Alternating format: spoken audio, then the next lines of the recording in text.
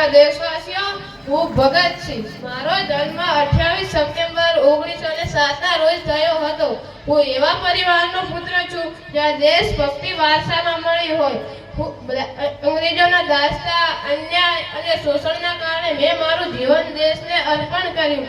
હું માત્ર હથિયાર ધારણ કરનારો ક્રાંતિકારી નહોતો, હું વિચાર કરનાર યુવાન હતો.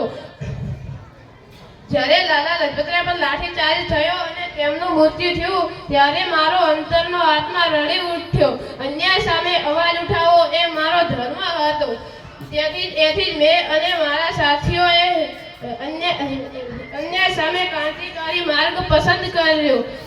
મેં દિલ્હી વિધાનસભા પર બોમ્બ નાખ્યો, પણ યાદ રાખજો, એ બોમ્બ કોઈને મારવા માટે નહોતો.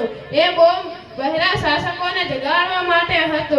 મેં ત્યાં નારા લગાવ્યા, ઇન્કલાબ જિંદાબાદ, ઇન્કલાબ જિંદાબાદ. હું જેલમાં લખ્યું, વાંચ્યું અને વિચાર્યું. હું નાસ્તિક કેમ છું, પણ હું ડરથી નહીં, વિચારથી જીવવા માંગતો હતો. 23 માર્ચ 1931 મને ફાંસી આપવામાં આવી ત્યારે મારા ચહેરા પર ડર નહોતો, મારા દિલમાં અફસોસ નહોતો, કારણ કે મને વિશ્વાસ હતો કે મારા મોતથી મારા વિચારો મરશે નહીં. મારું લોહી યુવાનોને ચેતના જગાવે છે. એટલે આજના યુવાનોને હું કહેવા માંગુ છું કે દેશ માટે ચિંતા શીખો, અન્યાય સામે અવાજ ઉઠાવો અને વિચારથી ક્રાંતિકારી બનો. ભારત માતા કી જય.